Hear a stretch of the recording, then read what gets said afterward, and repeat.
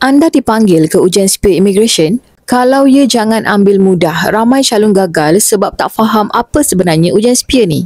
Apa itu SPIA? SPIA ni singkatan untuk Sistem Pemprofilan Rekrutmen. Dalam ujian ni ada 3 komponen utama. Yang pertama, ujian minat kerjaya. Nak tengok sama ada minat anda sesuai dengan tugas immigration.